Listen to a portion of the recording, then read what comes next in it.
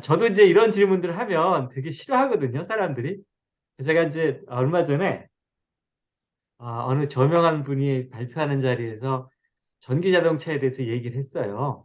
그래서 우리가 상식적으로 알려면 전기 자동차는 기본적으로 누군가 전기를 만들어야 되고, 그다음에 그 전기를 이제 자동차에 넣던 어떤 방식으로든지 사용하든지 그렇게 하는 거기 때문에, 실제 지금까지의 그 이 기술로서는 전기 자동차를 쓰는 것이 결코 화석 연료를 줄이는 게 도움이 되지 않거든요.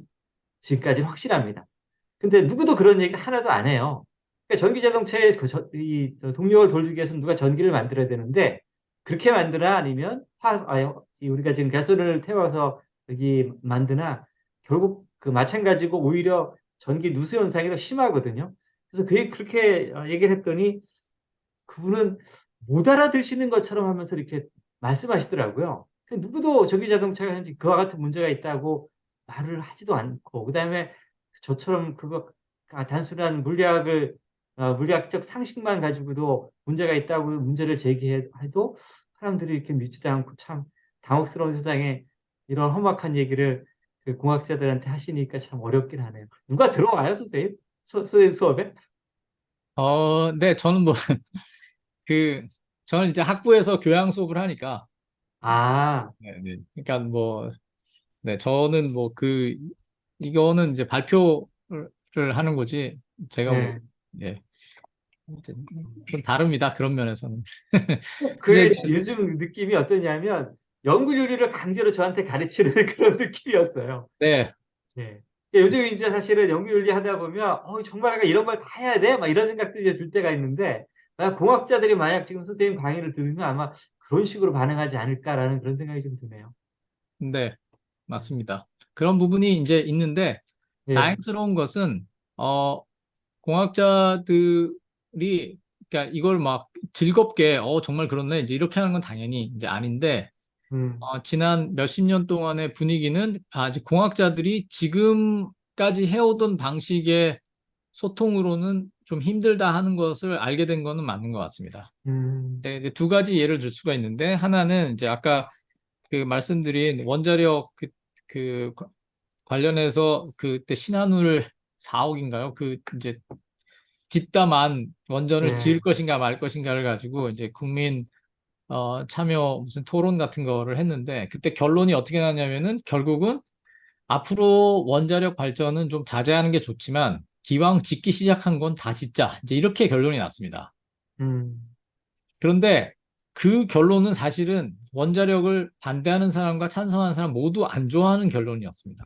음, 왜냐하면 원자력을 그만하고 싶은 사람은 여기서 끝내자 이렇게 하기를 원했고, 음, 원자력을 하던 사람들은 그거를 이제 계속하자 이렇게 되는 거가 좋았을 텐데, 원자력이 음, 중요하다. 근데 사실 둘 다 만족하지 못하는 결론이 나왔죠. 음, 근데 그런데 저는 그게 굉장히 의미 있었던 그거라고 생각하는 이유 중에 하나가, 마침내 원자력 공학자들이 시민을 설득해야 되는 상황이 된 거예요. 음, 처음으로. 우리나라에 원자력 박사가 얼마나 많은지 아십니까? 수천 명이 될 겁니다. 엄청나게 많습니다. 원자력 연구소에 가면은 박사들이 그냥 드글드글합니다. 근데 그 사람들의 존재 자체를 모르고, 그 사람들이 얼마나 많은 자원을, 우리나라의 세금을 얼마나 많이 쓰고 있는지 연구비로. 그래서 우리나라의 원자력 기술이 왜 좋으냐면 천문학적인 돈을 해마다 쏟아붓거든요. 다른 연구자들은 그거 뭐 연구재단에서 그거 몇 푼 얻으려고 막 제안서 쓰고 경쟁하고 그러는데, 원자력 공학자들은 가만히 앉아 있으면 돈이 그냥 폭포수처럼 내려옵니다. 그렇게 하고서 몇십 년을 사는 거예요. 그리고 이분들의 기본적인 태도는 뭐냐면, 우리가 값싼 전기를 안전하게 사용하게 해주었으니 너희들은 입 다물고 계속 돈을 내놔라. 그거예요. 아주 심하게 말하자. 그런데 사람들이 환경 문제를 이야기하면서 원자력에 대해서 문제 제기를 하니까 이분들은 정말 감정적으로 상처를 입은 거예요. 음, 그럼 어떻게 이 무식한 사람들이 우리한테 이런 말을 할 수가 있나? 지금까지 몇십 년 전기를 받아먹고는 우리를 배신했다. 이렇게 생각합니다, 진짜로. 그리고 그 참여해가지고 토론을 하자고 하니까 그때부터 화를 내기 시작하는 거예요. 어떻게 비전문가들한테 그걸 설명을 하라는 거냐. 지금 선동당하고 있는데. 이렇게 된 거죠. 그런데 놀랍게도 그때 원자력 공학자들이 가서 사람들한테 지금까지 돈이 이만큼 들어갔고, 이거 지금 짓다가 말면은 손해를 이만큼 벌고, 이게 환경적 문제가 있다고 하는데, 그래도 이게 물론 뭐, 사용 후 핵 연료 같은 문제가 있긴 있지만, 우리가 이렇게 이렇게 조치를 다 취하고 있고, 이걸 설명을 하니까 사람들이 일부는 알아들은 거예요, 적어도. 공학자들이 이제는 적어도 원자력 공학자는 지금까지 완전히 그 기득권을 엄청나게 누리고 있다가, 시민들을 설득해야 우리도 설 자리가 있다는 걸 알게 된 거예요. 언론 플레이를 해야 된다는 걸 알게 된 거예요. 저는 그게 굉장히 놀라운 변화라고 생각합니다. 지금 인공지능도 마찬가지입니다. 인공지능도 사람들이 마냥 좋아하지만은 않습니다. 인공지능의 경우에 사람들이 굉장히 불안해하는 사람들이 많습니다. 그러니까 인공지능 회사들이 선제적으로 인공지능 윤리, 인공지능의 그 안전성에 대한 그 이야기들을 굉장히 선제적으로 합니다. 이게 뭐 의도가 뭔지는 모르겠지만, 그래서 공학자들이 과거에 비해서 제가 이야기하는 종류의 이야기에 어느 정도 귀 기울일 만한 약간의 조건이 형성되었다고 저는 생각하고 있습니다. 그래서 최악의 상황은 아닙니다.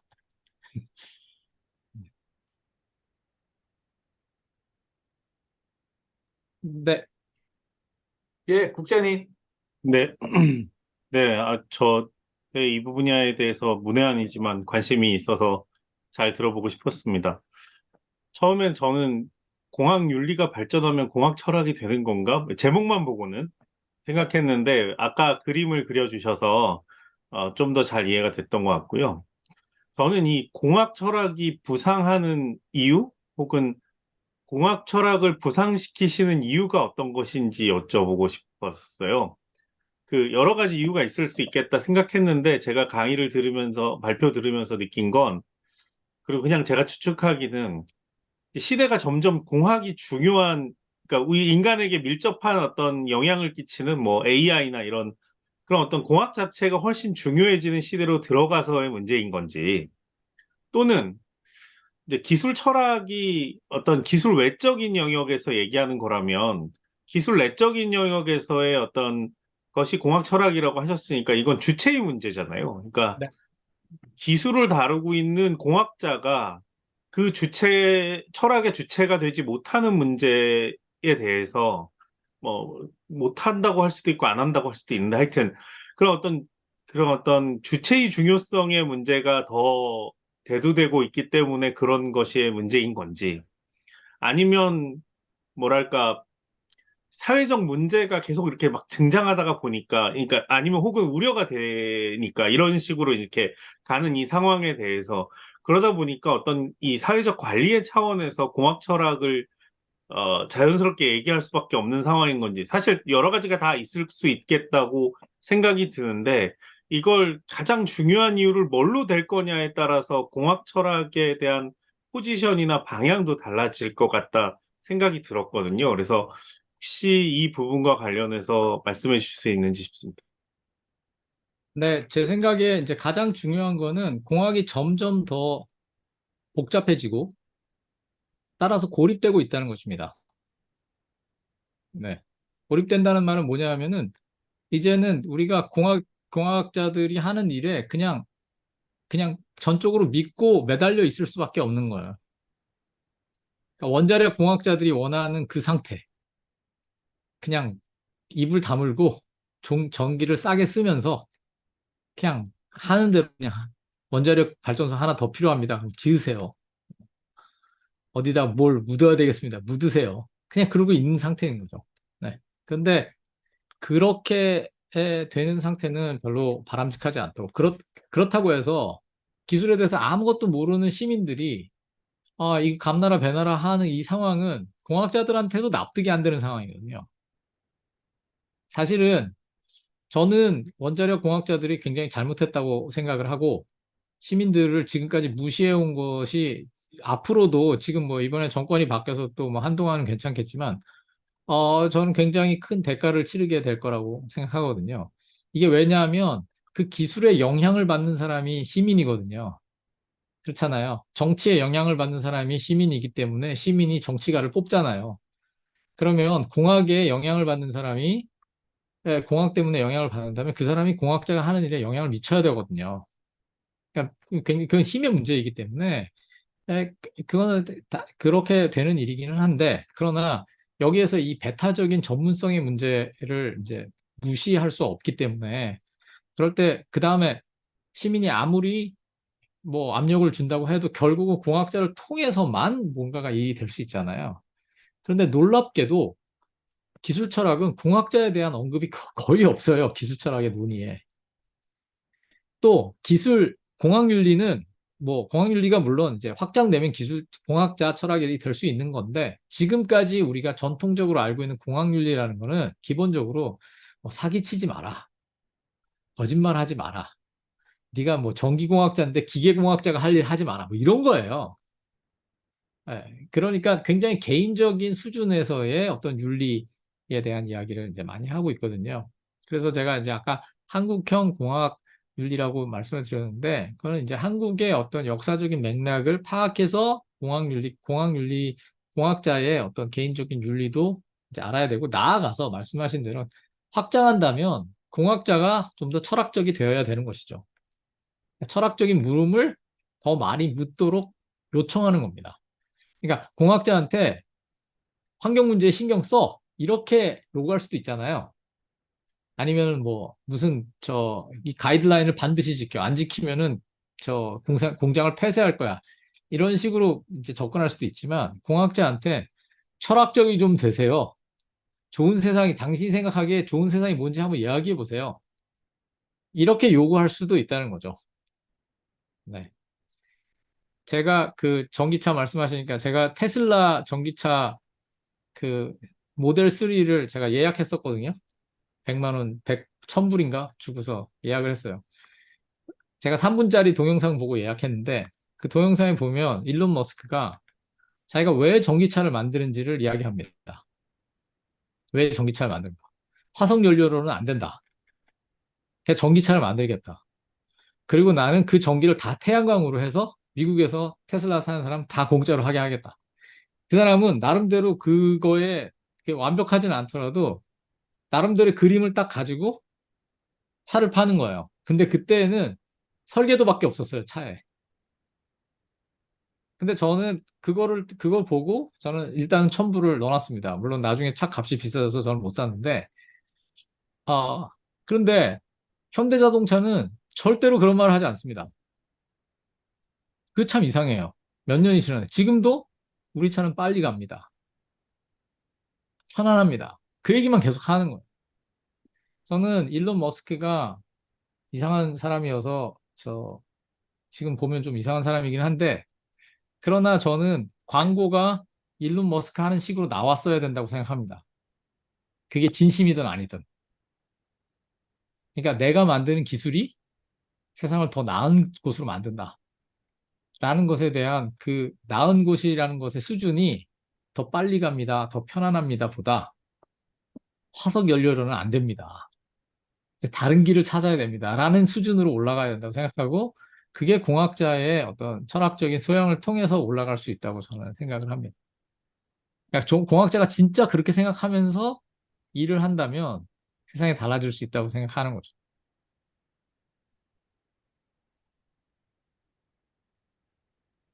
갑자기 그렇게 하다가 이제 직장을 잃어버릴 것 같은 공학자들이 그런 생각이 좀 들었긴 하네요.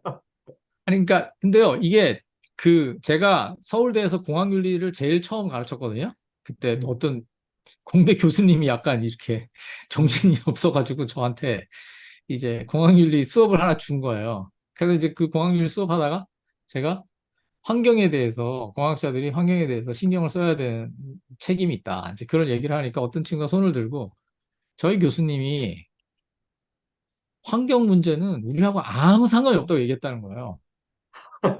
그래서 너는 어느 과를 다니까 자기는 전자전기공학부인가 뭐 거기 전자전기공학부인 거예요.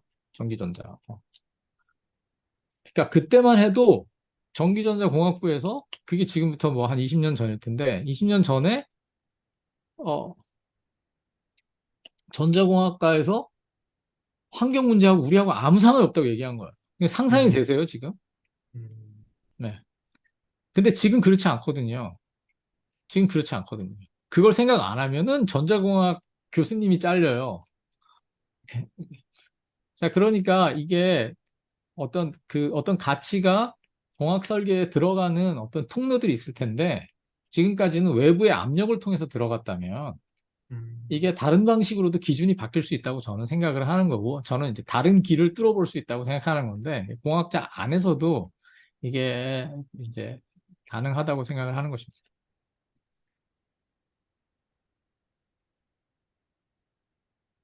예, 지금 소수분이 계시긴 한데, 김효수 선생님이나 김은수 선생님 혹시 뭐 질문사항 있는지요?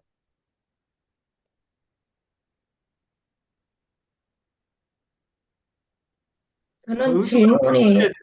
예, 저는 예, 우선 질문이 김효수 아니라 선생님, 많이, 예, 예? 김효수 선생님 먼저 말씀하십시오. 저는 많이 배웠습니다. 음, 좀 처음 듣는 말, 이 제목도 처음 듣는 그런 거에 대해서 제가 오늘 들었는데, 좀 희망이 있습니다. 음, 들어보니까. 음, 정말 우리가 지금 얼마나 이렇게 그 기후 위기, 뭐 핵전쟁, 너무너무 위험한 이런 시대에 사는데, 우리가 모든 그 학문의 모든 거기에서 이제 본질적인 질문을 던진다는 그게 저는 너무 중요한 음, 거예요. 우리가 본질적인 존재, 그다음에 어떤 우리의 그 삶, 인간 모든 것에서 이게 전제론적인 질문을 던지고 철학적인 사유를 한다는 게 이게 희망이 있구나 이런 생각을 오늘 하고 좋았습니다. 너무 좋았습니다. 따라가느라고 머리가 좀 아프다면 가라.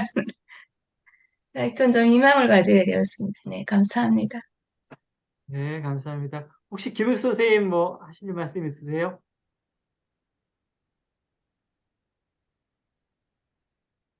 알겠습니다. 예, 지금 뭔가 문제가 생겼군요. 알겠습니다. 그, 어, 예, 저는 이제 수란 선생님의 이 구분문트를 응원하는 사람이거든요. 그래야지만 조금 더 좋은 세상이 될 것 같은데, 참 어렵네요. 아, 응원합니다, 근데 선생님. 감사합니다. 예, 예. 혹시 국장님, 국장님 뭐 있어요? 예. 저 한 개만 더 질문하고 싶은 게 있어서요. 오늘 원래 짧게 끝나면 좋지만 사실은 손아철 교수님을 뵈면 제가 꼭 질문하고 싶은 게 한 가지 있었습니다. 특별히 한국교회랑 관련해서 아까 잠깐 얘기하시기는 하셨는데 제가 보기에 한국교회가 기술과 관련해서 가장 빨리 얼리 어댑터 같은 집단인 것 같아요. 뭐 예를 들어서 빔 프로젝터 제일 빨리 사용하는 것도 그렇고 여러 전자기기를 사용하는 것들도 그렇고 근데 이제 다들 한 번씩은 고민을 안 해봤던 게 아닌가 싶기도 해요. 또 그런 지점들이 우리가 함께 모여서 예배 드린다라고 하는 것이 공동체를 누린다고 하는 것이 그런 어떤 과학기술을 사용했을 때 어떠한 영향을 받을 것이냐 말 것이냐에 대한 어떤 고민들 뭐 이런 얘기들 다른 곳에서 이미 하셨던 것들 알고 있지만 제가 관련해서 왜 질문하고 싶냐면 교회는 특별히 한국 교회는 왜 이런 기술과 관련해서 과학과 관련해서 이렇게 어떤 맹신하거나 혹은 훨씬 더 적극적으로 받아들이는 그 스탠스를 취하는 것인지 그리고 이 부분에 대해서 어떻게 보시는지 한번 여쭤보고 싶었습니다. 이제, 그게 굉장히 저는 굉장히 중요하다고 생각하고, 이제 요새 어떻게 기회가 돼가지고 신학자들에게 이제 발표도 많이 하고 이제 이야기를 많이 하는데요. 뭐 그 이유를 굳이 찾자면 그냥 한국 교회 역사인 것 같아요. 한국 교회가 서양 문물을 받아들이는 통로로 역할을 굉장히 많이 했잖아요. 많은 사실 그 개도국에서 그렇지만 우리나라는 또 성공을 했잖아요. 그러니까 사실은 그리고 뭐 유학 가서 그 뭐 예수 믿고 돌아온 과학자들, 공학자들도 굉장히 많고, 우리나라에 사실은 알게 모르게 그 공학의 어떤 아버지급에 있는 분들 중에 예수 믿는 사람 되게 많거든요. 네. 그러니까 그분들한테는 사실 구원과 기술이 그렇게 많이 다르지 않았어요. 하나님의 축복, 기술, 이게 다 그거였고, 교회가 그거를 받아들이면서 신문물을 다른 사람들한테 이렇게 보여주면서 많은 교인들도 많이 끌고 했기 때문에 그러니까 한국 교회는 기본적으로 말씀하신 저도 뭐 논문이나 글에서 굉장히 많이 쓰는데 얼리 어댑터의 그 아직 그 뭐라고 해야 되나 아주 본질적으로 얼리 어댑터의 그 기질을 가지고 있습니다. 그러니까 이제 그리고 이제 개발 시절에 교회가 이제 적극 그 대열에 합류하면서 이제 기술을 그냥 받아들였고 또 거기에는 기술의 중립성에 대한 어떤 신화? 그런 것들을 이제 확실하게 받아들인 거죠. 그러니까 미국에서 뭐 아미시 공동체처럼 아니 우리는 이 기술 때문에 우리 공동체가 파괴되는 걸 원하지 않기 때문에 이렇게 자제하겠어. 이런 식의 흐름은 한국 교회는 아예 없었던 거고 뭐가 나오면 제일 먼저 받아들이려고 하는 거예요. 그러니까 뭐 챗GPT도 그렇고 메타버스도 그렇고 메타버스 지금 기억을 못 하시겠지만 메타버스 나왔을 때 한국 교회에서 책도 나왔어요. 메타버스 주일학교 하기. 책도 나오고요. 하여튼 뭐 수련회도 뭐 CCC도 수련회 하고 뭐 난리도 아니었습니다. 근데 그러니까 그다음에 갑자기 막 목사님들이 전도사님들한테 메타버스로 주일학교 하라고 하는 거예요. 갑자기 막 게더타운 들어가서 만들고 이제 막 이랬던 거죠. 근데 그 과정에서 이게 교회가 교회된다는 것이 무슨 의미냐에 대한 어떤 그 고민들이 별로 없었던 거죠. 그런 걸 하면서 하는 분이 없는 건 아닌데, 저는 기본적으로 매우 문제적이라고 생각합니다. 네. 근데 그거로부터 조금 벗어날 필요가 있다고 생각합니다. 네, 감사합니다. 네, 감사합니다.